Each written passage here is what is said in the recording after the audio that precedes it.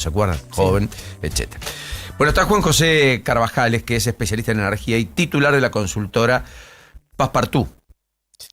Enorme abrazo, Juan José.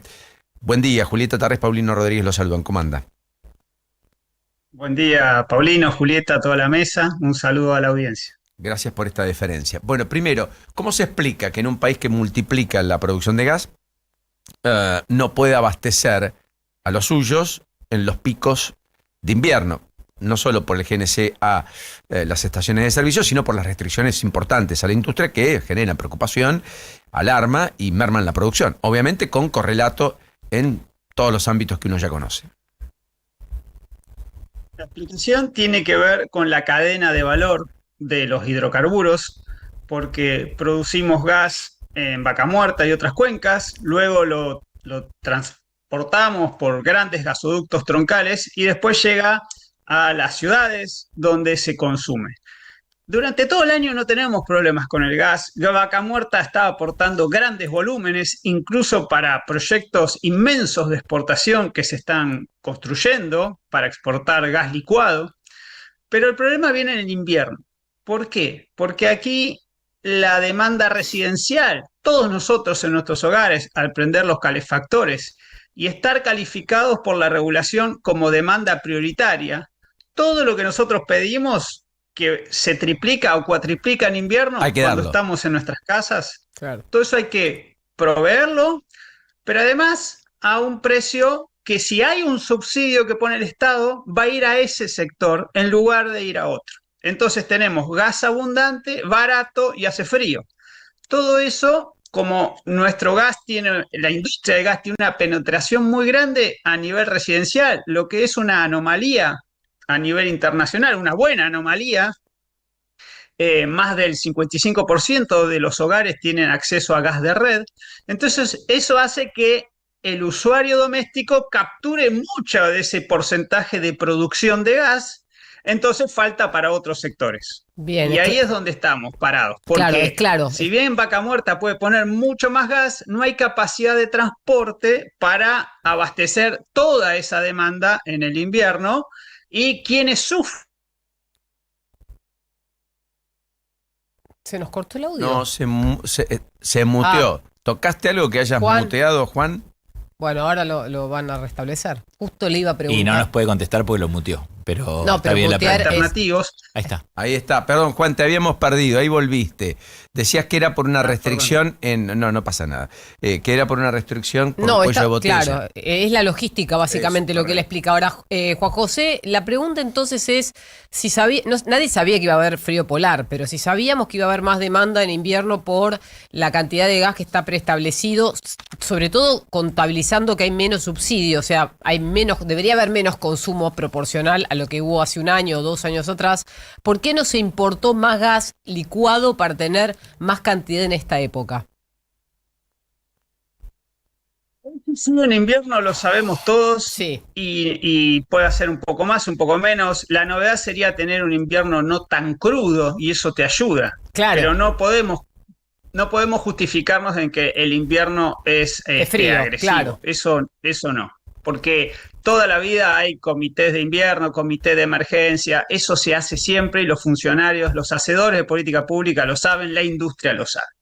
Entonces, como sabemos que hay un pico de demanda que no la podemos satisfacer, tenemos que importar los buques de GNL. Exacto. Lo que ahora Argentina quiere empezar a exportar, bueno, en invierno tenemos que seguir trayendo buques que llegan a Escobar. Ahí el gobierno tuvo una política, vamos a llamarla diferente a todo lo que venía sucediendo hasta ahora, que era un esquema muy simple. Quien importaba era Enarsa, una empresa estatal. A pedido de la Secretaría de Energía, le decía, trae tantos buques. Antes, en 2014, eran 100 buques al año, durante todo el año. Y ahora, como pusimos gasoductos, etcétera, eso se va restringiendo y son 25 buques. Sabíamos que eran 25 buques este año Sí. porque la última ampliación de transporte no llega para este invierno. Entonces, antes la Secretaría de Energía le decía a NARSA y el precio, que era más alto que producir gas en Argentina, lo pagaba el Estado, era subsidio, 100% subsidio, principalmente a las distribuidoras. ¿Qué Bien. ocurrió este año? El gobierno dijo, basta de Narsa, quien va a traer el gas va a ser una empresa privada, un comercializador, y el precio se va a traspasar directamente a la demanda, en este caso a la demanda industrial. ¿Qué Bien. sucedió en el camino? El gobierno hizo la licitación, pero no la adjudicó porque los precios le daban muy alto. Pero era una licitación que tenía condiciones que restringían a ese comercializador porque iba a ser monopólico. Por ejemplo, le iba a poner un precio tope en el cual iba a poder vender ese gas que iba a traer. ¿Qué ocurrió? Nada, tuvieron que volver a llamar a Enarsa, venía a hacer vos lo que hiciste toda la vida, desde 2008, Claro. pero ahí Enarsa trajo los buques, pero les preguntó a las distribuidoras, a las industrias y a las generadoras, ¿cuánto gas vas a consumir en el invierno? Y la respuesta fue, decime a qué precio lo voy a tener que pagar. Claro. Y en el medio se cuela la guerra. Ah. Entonces la guerra te pasa a precios de 4,5, llamémosle, a 20, 24. Claro, se Entonces la multiplicó por un industria dice, 5. yo Claro, no puedo pagar ese precio. claro. Y ahí, en el medio de todo eso, se empezaron a hacer licitaciones para adjudicar ese gas. ¿Y quién se llevó mayormente el gas? Una comercializadora, la que no fue adjudicada al principio. Pero ahora tiene gas alguien que lo puede vender a cualquier precio a la industria. Entonces la industria está ante esa disyuntiva. O pago precios carísimos o dejo de producir durante la ventana de invierno, donde no me van a dar el gas, o paso a combustibles alternativos que o son más costosos, como el gasoil, o son más contaminantes, como el carbón. O sea, lo que acabas de contar es una trama de impericias oficiales que le lleva al ciudadano hoy, a la industria hoy, a pagar los platos rotos de la ineficacia en una política clara de importación en tiempo y forma, como debió ocurrir, como venía sucediendo, de un cuarto de lo que Argentina llegó a importar de gas, incluso licuado de petróleo, hace unos 15 años atrás, y que no se hicieron básicamente por todo esto que vos acabas de narrar, porque fue ida y vuelta. En el medio apareció la guerra, se pagó mucho más caro y ahora hay alguien que tiene el fluido, pero te lo puede vender a cualquier precio en condición de mercado, que hoy es infinito porque no hay. Un poco de experiencia, un poco mala suerte y un poco de ideología, porque esto también Claro. entra en juego. ¿Por qué digo? Porque la ley de bases que se aprobó en 2024 tiene una premisa que es, bueno, la energía hay que pagarla lo que vale y quien va a manejar el sector es el sector privado. O sea, el sector energético lo va a manejar no el Estado, sino Los las actores. empresas, Claro, las los industrias, actores del sector. los actores privados. Bien. ¿Qué efecto tiene eso? Que el gobierno quiere correr a Enarsa, a Camesa, a todos los intermediarios estatales y que sea pura regla de mercado. Y ahí entra la industria, que tal vez no venía acostumbrada a pagar los precios plenos de la energía, sobre todo en invierno. Claro. Entonces, este gobierno, que hay que decirlo, está protegiendo al usuario residencial, aumenta los subsidios en invierno, no los está bajando en Es invierno, verdad. le está agregando un 25% más en gas, pero a la industria parece que no le importa, paguen lo que sea y si no lo pueden pagar, cierren. Ese mensaje está dentro de un paraguas ideológico que es la energía vale lo que vale, el Estado no va a tener ningún amortiguador y si tengo recesión no es un problema, por lo menos no es un problema energético, será un problema de otra índole. Clarísimo. Bueno, entonces, ¿cómo se soluciona esto en el corto plazo? Teniendo en cuenta que quizás los domicilios hoy van a tener el gas que necesitan por red, pero quizás falte en estaciones GNC o esté faltando en sectores PYME, por ejemplo, que son los que en algunos casos han pagado por contratos ininterrumpibles y han tenido que interrumpir su suministro o su asistencia de gas. Yo te digo soluciones que uno conoce del pasado. Vos podés decir, bueno, trae buques de gasoil para que sobre más gas Sí. y que las generadoras eléctricas usen ese gasoil. Podés decir, voy a subsidiar parte del costo de importación. Ok.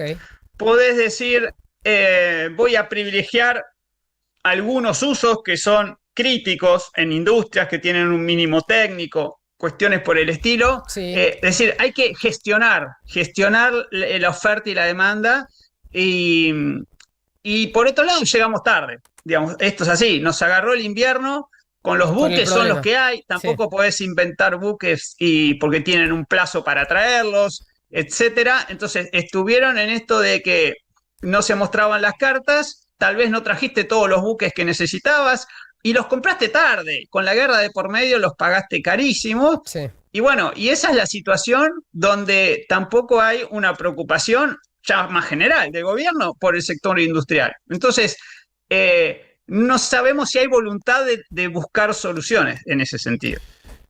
Juan José, enorme abrazo. Un verdadero placer. Juan José Carvajal es especialista en energía y titular de la consultora Passepartout. Hasta la próxima, Juan José. Muchas gracias. Posición. Un saludo a la audiencia. Ahí estaba, uno de los especialistas en materia energética. Muy interesante, ¿eh? Sí, aparte él fue funcionario y entiende de políticas públicas. Él sabe cómo se toman estas decisiones. Me gustó mucho lo de la tarea ideológica. Primero para sacar a Enarsa del medio y después la tarea ideológica de decir, bueno, es la industria afectada, qué sé yo. Tampoco es tan dramático. Porque la mirada está puesta en minerales, en hidrocarburos, en economía del conocimiento. Pero claramente, en los 90 decían la mejor política industrial es no tener política industrial. Bueno, parece que el gobierno tiene una tarea al respecto. Eso no hay duda.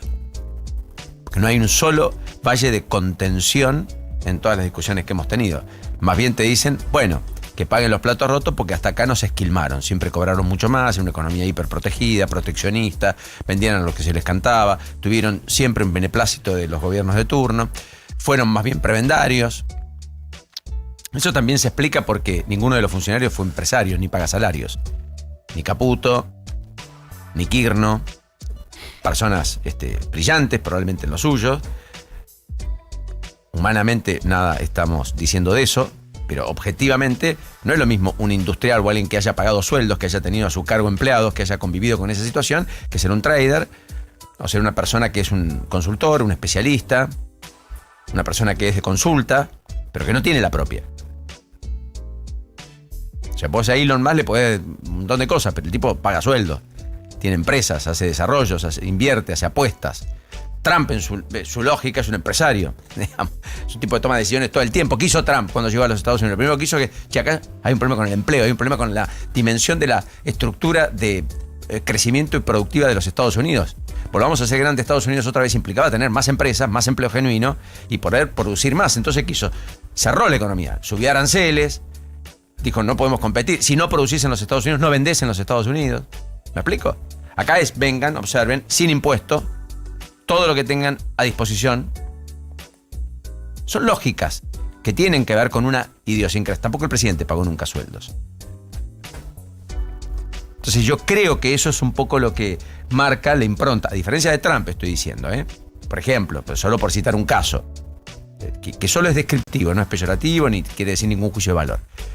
Porque las personas son lo que vivenciaron, transitaron, de dónde vienen, lo que conocen, y nadie resuelve además, por otra parte, lo que no conoce. Bueno, 8:54 ya en la mañana. Now.